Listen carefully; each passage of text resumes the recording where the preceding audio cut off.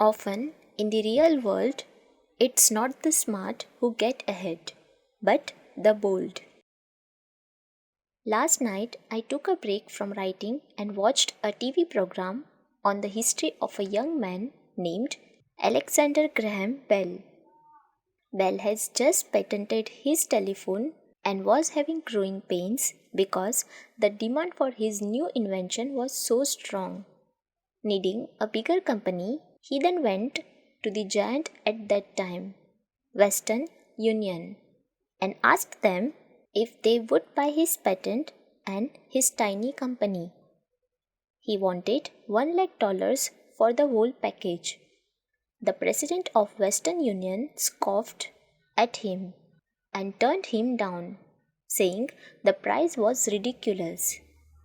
The rest is history. A multi-billion-dollar industry emerged and AT&T was born. The evening news came on right after the story of Alexander Graham Bell. On the news was a story of another downsizing at a local company. The workers were angry and complained that the company ownership was unfair. A terminated manager of about 45 years of age had his wife and 2 babies at the plant and was begging the guards to let him talk to the owners to ask if they would reconsider his termination. He had just bought a house and was afraid of losing it. The camera focused in on his pleading for all the world to see. Needless to say, it held my attention. I have been teaching professionally since 1984. It had been a great experience and a rewarding one. It is also a disturbing profession. For I have taught thousands of individuals and I see one thing in common in all of us, myself included. We all have tremendous potential and we all are blessed with gifts. Yet, the one thing that holds all of us back is some degree of self doubt. It is not so much the lack of technical information that holds us back, but more the lack of self confidence. Some are more affected than others. Once we leave school, most of us know that it is not so much a matter of college degrees or good grades that count. In the real world, outside of academics, something more than just grades is required. I have heard it called many things: guts, chutzpah, balls, audacity, bravado, cunning, daring, tenacity, and brilliance. This factor, whatever it is labeled, ultimately decides one's future much more than school grades do. Inside each of us is one of these brave, brilliant, and daring characters. There is also a flip side of that character. People who could get down on their knees and beg if necessary. After a year in Vietnam as a Marine Corps pilot, I got to know both of those characters inside of me intimately. One is not better than the other. Yet, as a teacher, I recognized that it was excessive fear and self doubt that were the greatest detractors of personal genius. It broke my heart to see students know the answers, yet lack the courage to act on the answer. Often, in the real world, it's not the smart who get ahead, but the bold. In my personal experience, your financial genius requires both technical knowledge as well as courage. If fear is too strong, the genius is suppressed. In my classes, I strongly urge students to learn to take risks, to be bold, and to let their genius convert that fear into power and brilliance. It works for some and just terrifies others. I have come to realize that for most people, when it comes to the subject of money, they would rather play it safe. I've had to field questions such as, why take risks? Why should I bother developing my financial IQ? Why should I become financially literate? And I answer, just to have more options. There are huge changes up ahead. In the coming years, there will be more people just like the young investor Alexander Graham Bell. There will be 100 people like Bill Gates and hugely successful companies like Microsoft created every year all over the world. And there also will be many more bankruptcies, layoffs, and downsizing. So, why bother developing your financial IQ? No one can answer that but you. Yet, I can tell you why I myself do it. I do it because it is the most exciting time to be alive.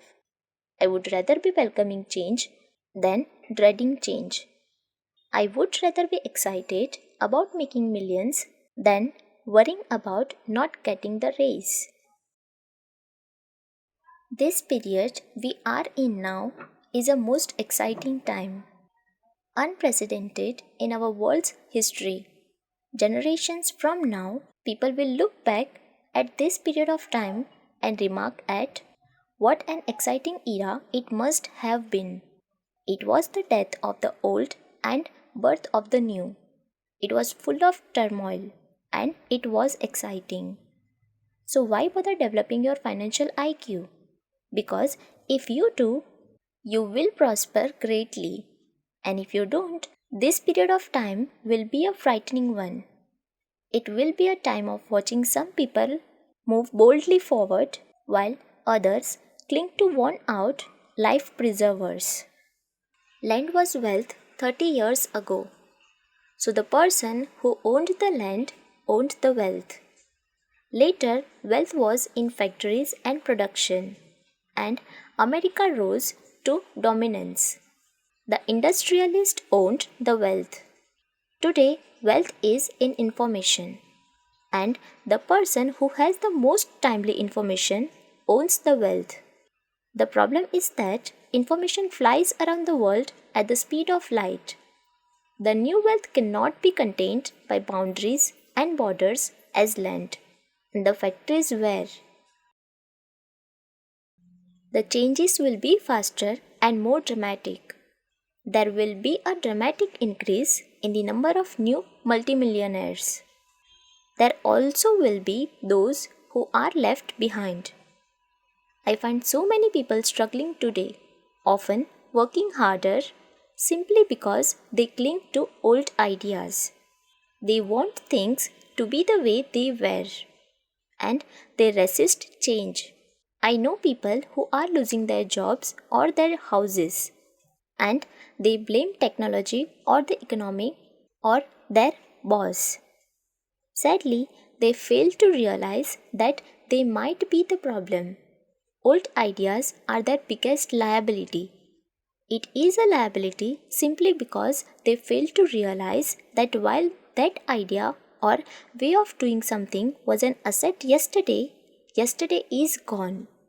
One afternoon, I was teaching how to invest using a board game I had invented, cash flow, as a teaching tool. A friend had brought someone along to attend the class.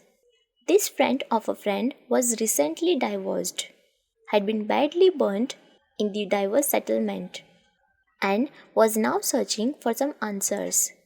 Her friend thought the class might help. The game was designed to help people learn how money works in playing the game. They learn about the interaction of the income statement with the balance sheet. They learn how cash flows between the two and how the road to wealth is through striving to increase your monthly cash flow from the asset column to the point that it exceeds your monthly expenses. Once you accomplish this, you are able to get out of the rat race and out onto the fast track.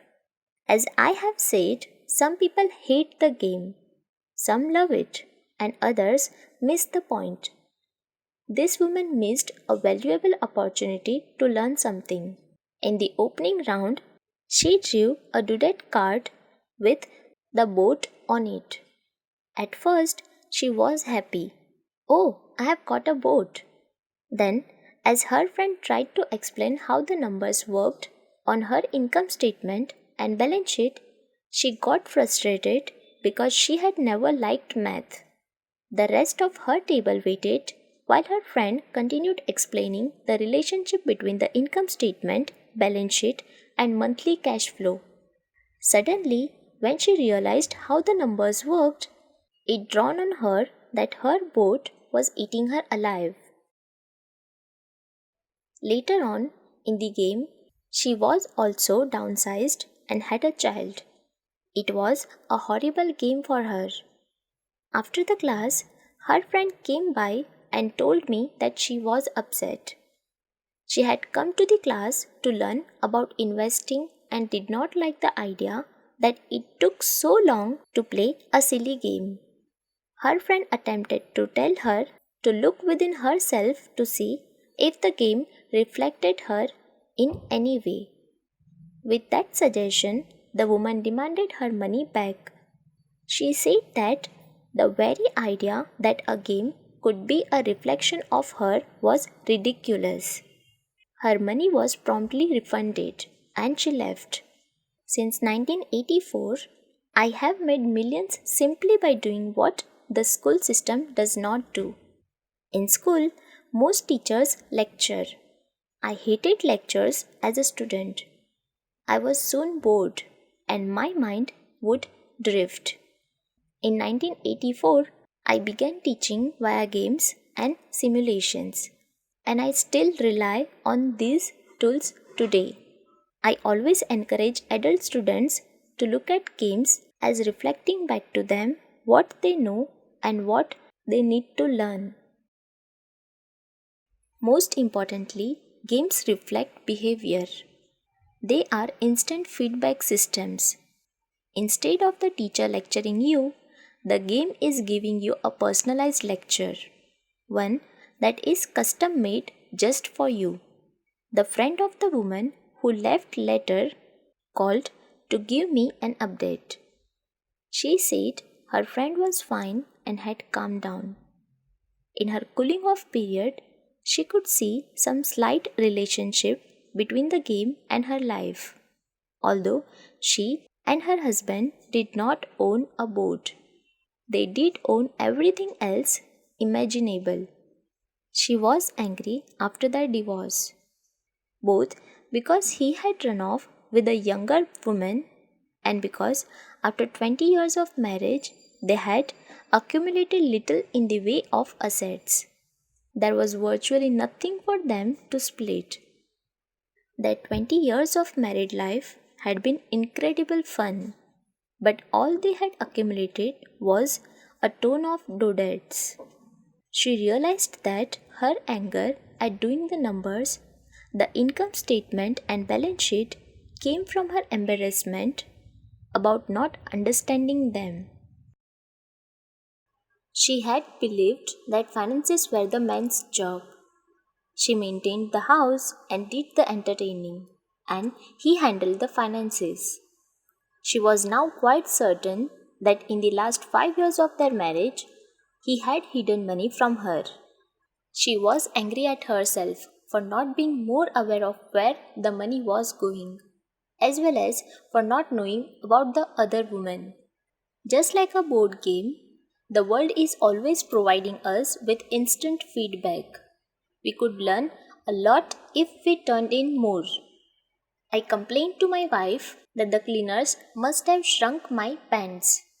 My wife gently smiled and poked me in the stomach to inform me that the pants had not shrunk. Something else had expanded me. The cash flow game was designed to give every player personal feedback. Its purpose is to give you options. If you draw the board card and it puts you into debt, the question is, now what can you do? How many different financial options can you come up with? That is the purpose of the game, to teach players to think and create new and various financial options. Thousands of people throughout the world have played this game. The players who get out of the rat race, the quickest are the people who understand numbers and have creative financial minds. They recognize different financial options. Rich people are often creative and take calculated risks. People who take the longest are people who are not familiar with numbers and often do not understand the power of investing. Some people playing cash flow gain lot of money in the game, but they don't know what to do with it. Even though they have money, everyone else seems to be getting ahead of them. And this is true in real life. There are a lot of people who have a lot of money and do not get ahead financially. Limiting your options is the same as hanging on to old ideas. I have a friend from high school who now works at 3 jobs. Years ago, he was the richest of all my classmates. When the local sugar plantation closed, the company he worked for went down with the plantation. In his mind, he had but one option, and that was the old option: work hard. The problem was that he couldn't find any equivalent job that recognized his seniority from the old company. As a result, he is overqualified for the jobs he currently has. So, his salary is lower. He now works 3 jobs to earn enough to survive. I have watched people playing cash flow complain that the right opportunity cards are not coming their way. So they sit there. I know people who do that in real life. They wait for the right opportunity. I have watched people get the right opportunity card and then do not have enough money. Then they complain that they would have gotten out of the rat race if they had had more money. So they sit there. I know people in real life who do that also. They see all the great deals, but they have no money. And I have seen people pull a great opportunity card, read it out loud, and have no idea that it is a great opportunity. They have the money, the time is right, they have the card, but they can't see the opportunity staring them in the face. They fail to see how it fits into their financial plan for escaping the rat race. And I know more people like that than all the others combined.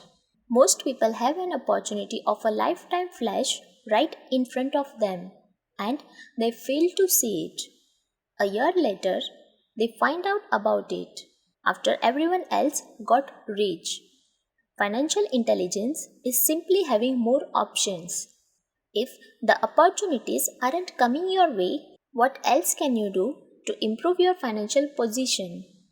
If an opportunity lands in your lap and you have no money and the bank won't talk to you, what else can you do to get the opportunity to work in your favor? If your hunch is wrong and what you have been counting on doesn't happen, how can you turn a lemon into millions? That is financial intelligence. It is not so much what happens, but how many different financial solutions you can think of to turn a lemon into millions. It is how creative you are in solving financial problems. Most people only know one solution: work hard, save, and borrow. So, why would you want to increase your financial intelligence? Because you want to be the kind of person who creates your own luck. You take whatever happens and make it better. Few people realize that luck is created just as money is. And if you want to be luckier and create money instead of working hard, then your financial intelligence is important. If you are the kind of person who is waiting for the right thing to happen, you might wait for a long time. It's like waiting for all the traffic lights to be green for 5 miles before you will start your trip. As a young boys, Mike and I were constantly told by my rich dad that money is not real. Rich Dad occasionally reminded us of how close we came to the secret of money on that first day we got together and began making money out of plaster of Paris. The poor and middle class work for money, he would say. The rich make money. The more real you think money is, the harder you will work for it. If you can grasp the idea that money is not real, you will grow richer faster. What is it? Was a question Mike and I often came back with. What is money if it is not real? What we agree it is, was all rich dad would say. The single most powerful asset we all have is our mind. If it is trained well, it can create enormous wealth seemingly instantaneously. An untrained mind can also create extreme poverty that can crush a family for generations. In the information age, money is increasing exponentially. A few individuals are getting ridiculously rich from nothing, just ideas and agreements. If you ask many people who trade stocks or other investments for a living, they see it done all the time. Often, millions can be made instantaneously from nothing. And by nothing, I mean no money was exchanged. It is done via agreement. A hand signal in a trading pit. A blip on trader's screen in Lisbon from a trader's screen in Toronto and back to Lisbon. A call to my brokers to buy and a moment later to sell. Money did not change hands. Agreements did. So why develop your financial genius? Only you can answer that. I can tell you why I have been developing this area of my intelligence. I do it because I want to make money fast. Not because I need to, but because I want to. It is a fascinating learning process. I develop my financial IQ because I want to participate in the fastest game and biggest game in the world. And in my own small way, I would like to be part of this unprecedented evaluation of humanity.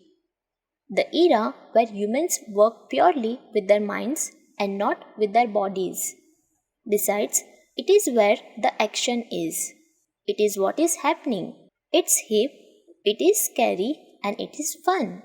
That is why I invest my financial intelligence developing the most powerful asset I have. I want to be with people moving boldly forward. I do not want to be with those left behind. I will give you a simple example of creating money. In the early 1990s, the economy of Phoenix, Arizona was horrible. I was watching a TV show where a financial planner came on and began forecasting doom and gloom. His advice was to save money.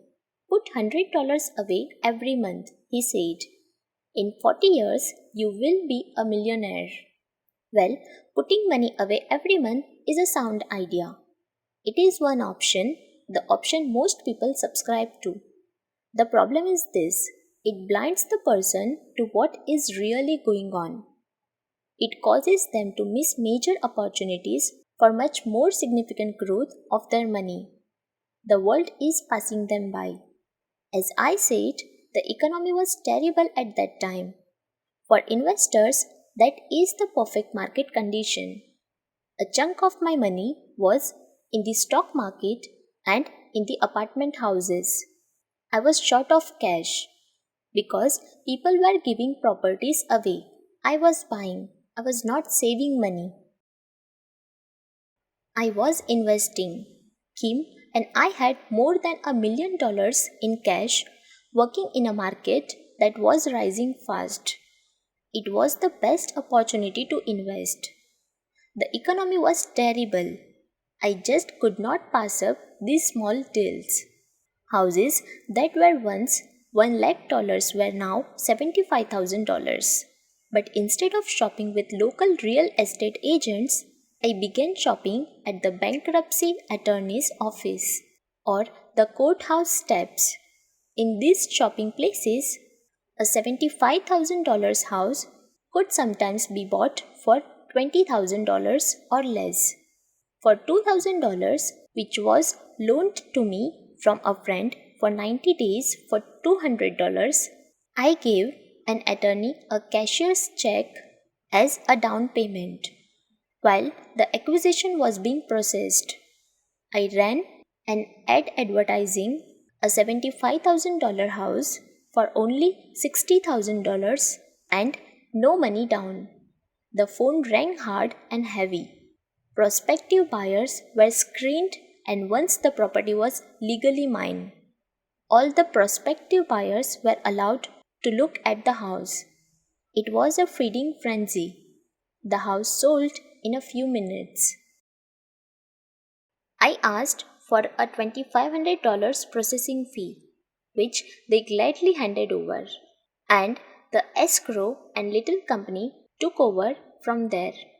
I returned the $2,000 to my friend with an additional $200. He was happy, the home buyer was happy, the attorney was happy, and I was happy. I had sold a house for $60,000 that cost me $20,000. The $40,000 was created from money in my asset column in the form of a promissory note from the buyer. The total working time 5 hours. So now that you are on your way to becoming more financially literate and skilled at reading numbers, I will show you why this is an example of money being invented. $40,000 is created in the asset column. Money is invented without being taxed. At 10% interest, $4,000 a year in cash flow is added to income.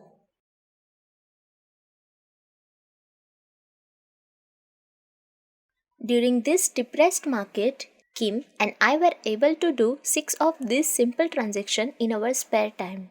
While the bulk of our money was in larger properties and the stock market, we were able to create more than $190,000 in assets in those 6 buy, create, and sell transactions. That comes to approximately $19,000 a year income. Much of it sheltered through our private corporation. Much of that $19,000 a year goes to pay for our company cars, gas, trips, insurance, dinners with clients, and other things. By the time the government gets a chance to tax that income, it's been spent on legally allowed pre-tax expenses.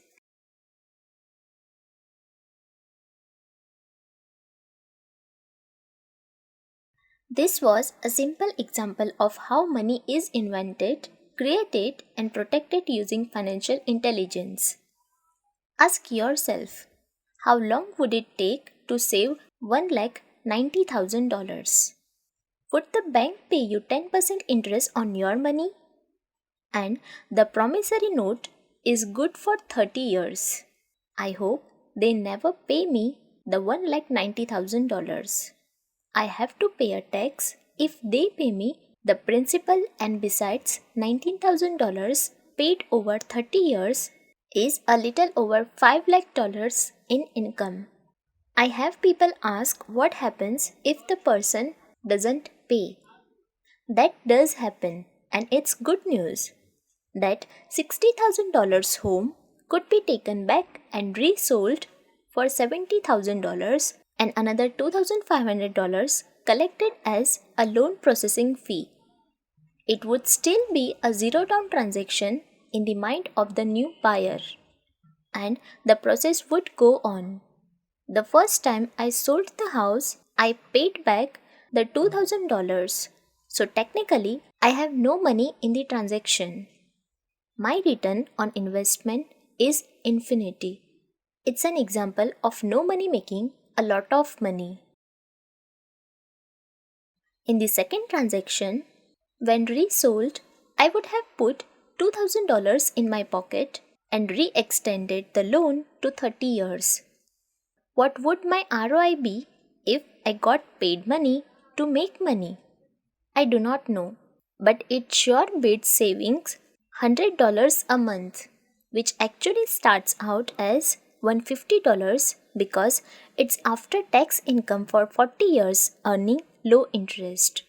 And again, you aren't taxed on the interest. That is not too intelligent. It may be safe, but it's not smart.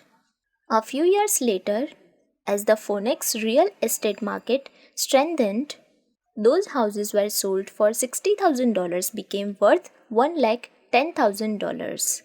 Foreclosure opportunities were still available, but became rare. It cost a valuable asset, my time, to go out looking for them. Thousands of buyers were looking for the few available deals. The market had changed.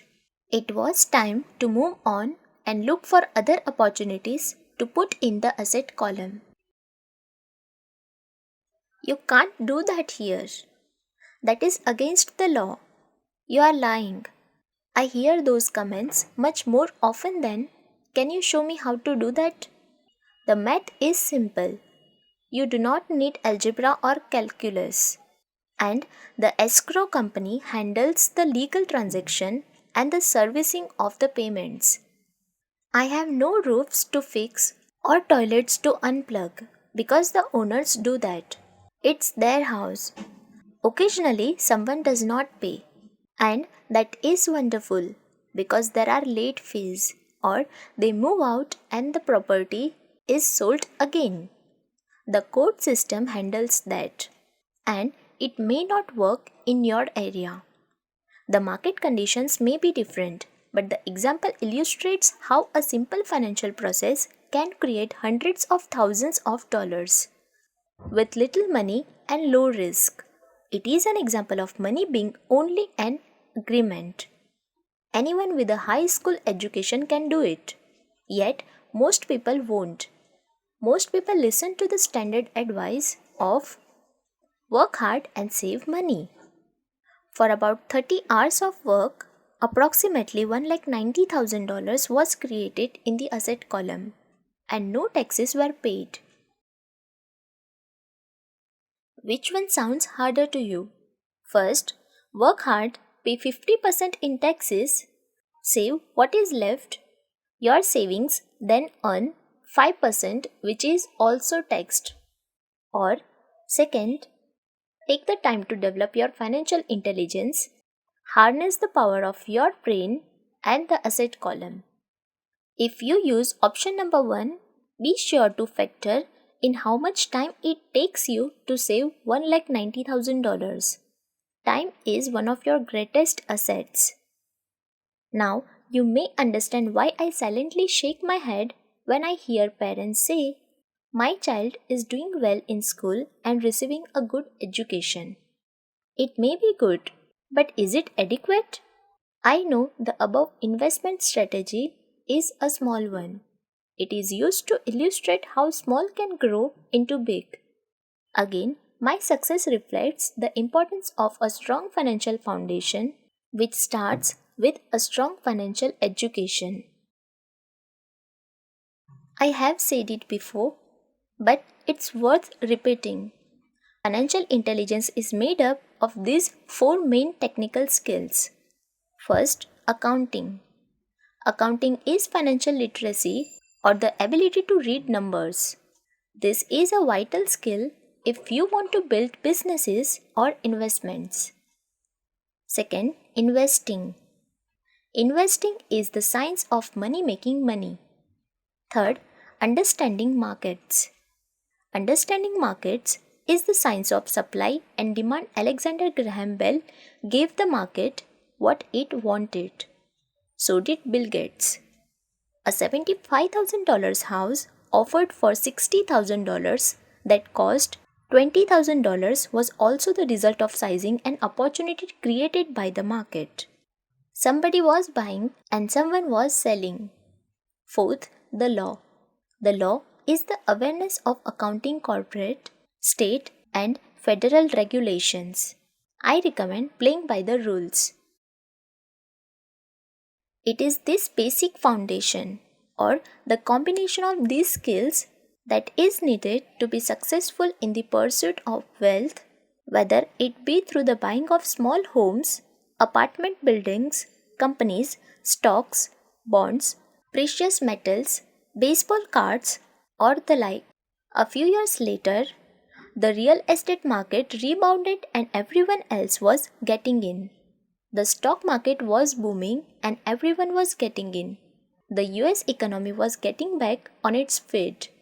I began selling and was now traveling to Peru, Norway, Malaysia, and the Philippines. The investment landscape had changed. We were no longer buying real estate. Now I just watch the values climb inside the asset column and will probably begin selling. I suspect that some of those 6 little house deals will sell and the $40,000 note will be converted to cash.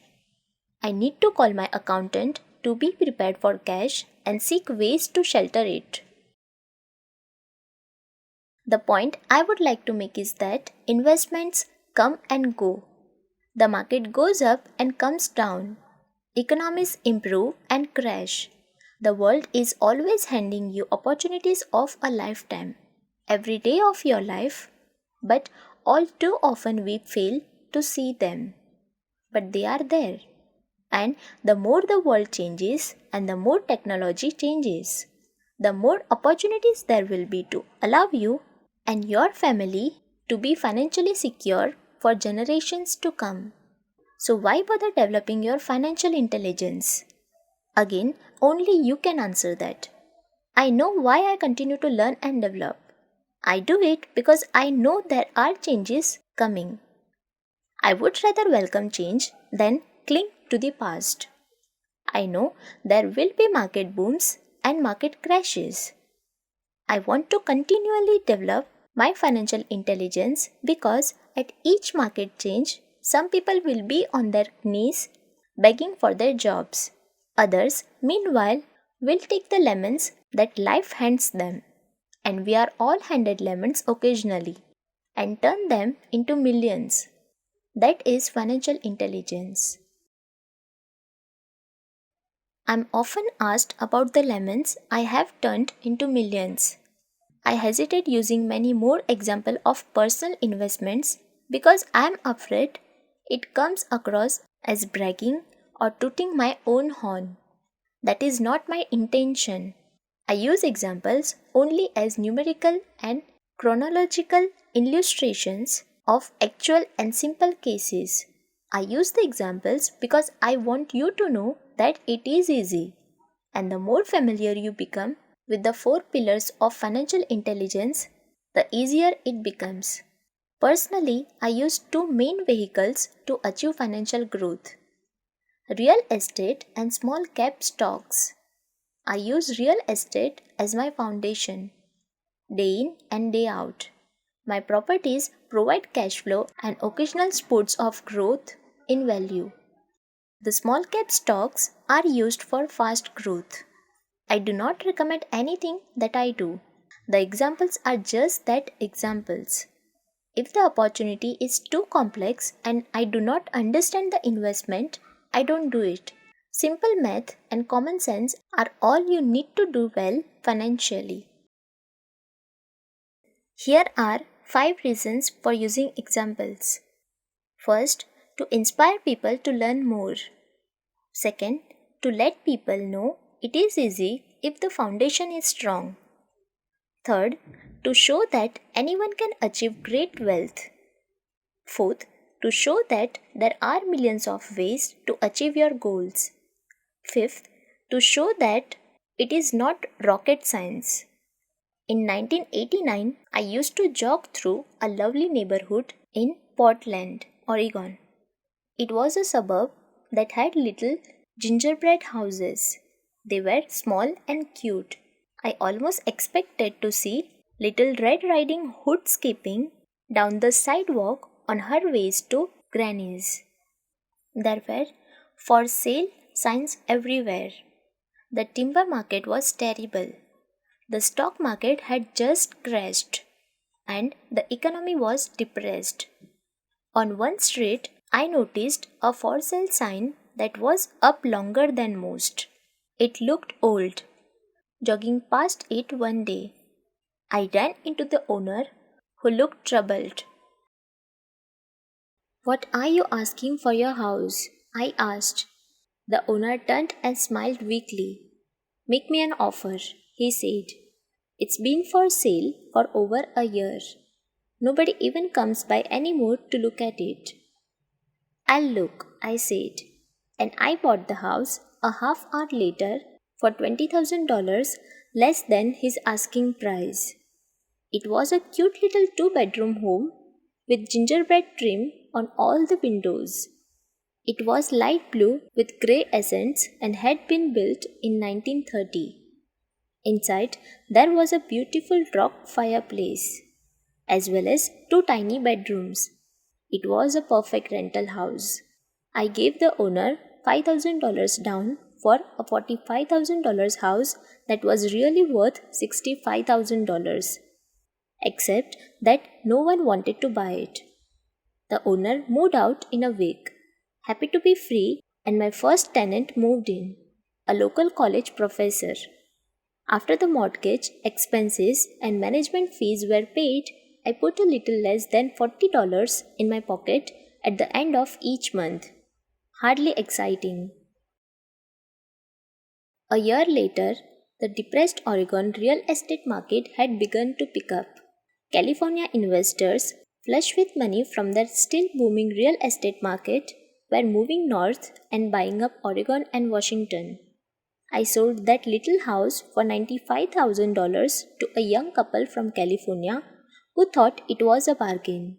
My capital gains of approximately $40,000 were placed into a 1031 tax deferred exchange, and I went shopping for a place to put my money.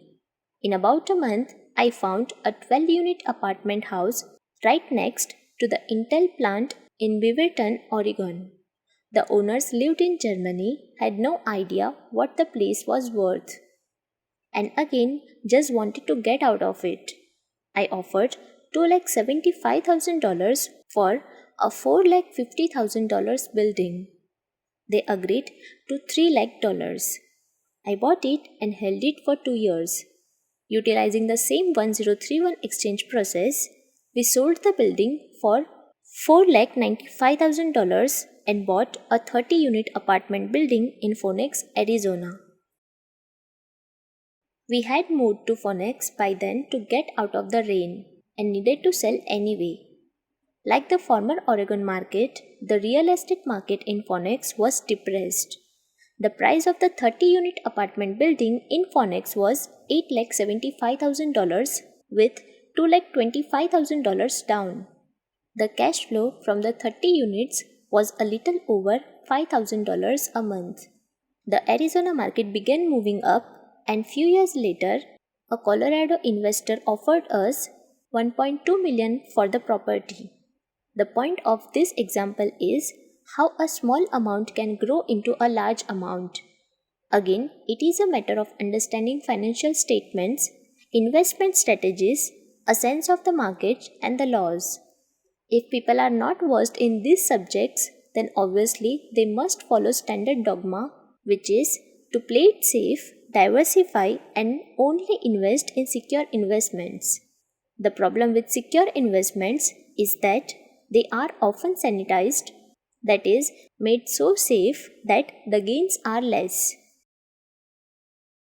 Most large brokerage houses will not touch speculative transactions in order to protect themselves and their clients. And that is a wise policy. The really hot deals are not offered to people who are novices. Often, the best deals that make the rich even richer are reserved for those who understand the game. It is technically legal to offer speculative deals to someone who is concerned, not sophisticated, but of course it happens. The more sophisticated I get, the more opportunities come my way. Another case for developing your financial intelligence over a lifetime is simply that more opportunities are presented to you. And the greater your financial intelligence, the easier it is to tell whether a deal is good. It is your intelligence that can spot a bad deal or make a bad deal good. The more I learn, and there is a lot to learn, the more money I make simply because I gain experience and wisdom as the years go on. I have friends who are playing it safe, working hard at their profession, and failing to gain financial wisdom which does not take time to develop. My overall philosophy is to plant seeds inside my asset column. That is my formula. I start small and plant seeds. Some grow, some don't. Inside our real estate corporation, we have property worth several $1,000,000. It is our own REIT or real estate investment trust. The point I'm making is that most of those millions started out as little $5,000 to $10,000 investments. All of those down payments were fortunate to catch a fast rising market and increase tax free. We traded in and out several times over a number of years. We also own a stock portfolio surrounded by a corporation that Kim and I call our personal mutual fund. We have friends who deal specifically with investors like us who have extra money each month to invest. We buy high risk, speculative private companies that are just about to go public on a stock exchange in the United States or Canada. An example of how fast gains can be made are 1 lakh shares purchased for 25 cents each before the company goes public.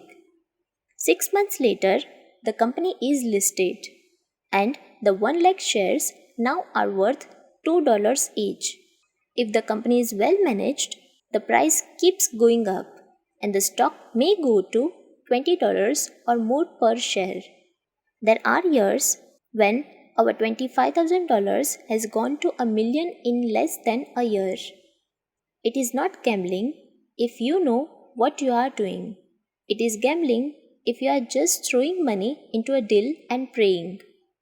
The idea in anything is to use your technical knowledge, wisdom, and love of the game to cut the odds down, to lower the risk. Of course, there is always risk. It is financial intelligence that improves the odds. Thus, what is risky for one person is less risky to someone else. That is the primary reason I constantly encourage people to invest more in their financial education than in stocks, real estate, or other markets. The smarter you are, the better chance you have of beating the odds. The stock plays I personally invested in were extremely high risk for most people and absolutely not recommended. I have been playing that game since 1979 and have paid more than my shares in dues. But if you will reread why investments such as these are high risk for most people, you may be able to set your life up differently so that the ability to take $25,000 and turn it into $1,000,000 in a year is low risk for you. As stated earlier, nothing I have written is a recommendation. It is only used as an example of what is simple and possible. What I do is small potatoes in the grand scheme of things. Yet, for the average individual, a passive income of more than $1 lakh a year is nice and not hard to achieve. Depending on the market and how smart you are, it could be done in 5 to 10 years. If you keep your living expenses modest, $1 lakh coming in as additional income is pleasant, regardless of whether you work. You can work if you like or take time off if you choose and use the government tax system in your favor rather than against you. My personal basis is real estate. I love real estate because it's stable and slow moving. I keep the base solid. The cash flow is fairly steady and if properly managed, has a good chance of increasing in value. The beauty of a solid base of real estate is that it allows me to take greater risks as I do with speculative stocks. If I make great profits in the stock market, I pay my capital gains tax on the gain and then reinvest what is left in real estate, again further securing my asset foundation. A last word on real estate. I have traveled all over the world and taught investing. In every city, I hear people say you cannot buy real estate cheap. That is not my experience. Even in New York or Tokyo, or just on the outskirts of the city, prime bargains are overlooked by most people. In Singapore, with their high real estate prices, there are still bargains to be found within a short driving distance. So, whenever I hear someone say, you cannot do that here, pointing at me, I remind them that maybe the real statement is, I don't know how to do that here yet. Great opportunities are not seen with your eyes, they are seen with your mind. Most people never get wealthy simply because they are not trained financially to recognize opportunities right in front of them. I am often asked, how do I start? In the final chapter of this book, I offer 10 steps that I followed on the road to my financial freedom. But always remember to have fun. When you learn the rules and the vocabulary of investing and begin to build your asset column, I think you will find that it is as fun a game as you have ever played. Sometimes you win and sometimes you learn, but have fun. Most people never win because you are more afraid of losing. That is why I found school so silly. In school, we learn that mistakes are bad and we are punished for making them. Yet, if you look at the way humans are designed to learn, we learn by making mistakes. We learn to walk by falling down. If we never fell down, we would never walk. The same is true for learning to ride a bike. I still have scars on my knees, but today I can ride a bike without thinking. The same is true for getting rich. Unfortunately, the main reason most people are not rich is because they are terrified of losing. Winners are not afraid of losing, but losers are. Failure is part of the process of success. People who afraid failure also avoid success. I look at money much like my game of tennis. I play hard, make mistakes, correct, make more mistakes, correct, and get better. If I lose the game, I reach across the net, shake my opponent's hand, smile, and say, see you next Saturday. There are two kinds of investors. The first and most common type is a person who buys packaged investment.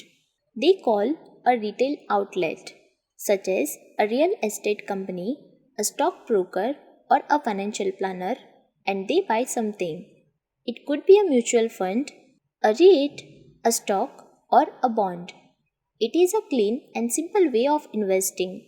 An analogy would be a shopper who goes to a computer store and buys a computer right off the shelf.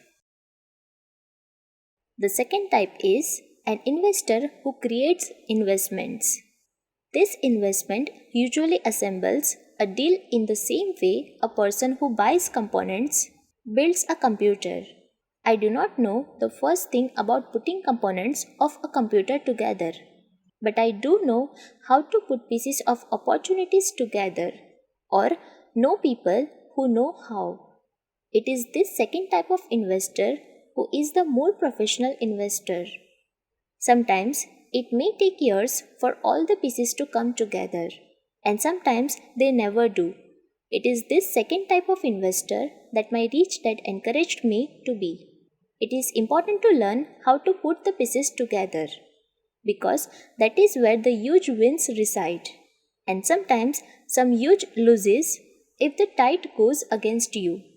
If you want to be the second type of investor, you need to develop three main skills. 1. Find an opportunity that everyone else missed.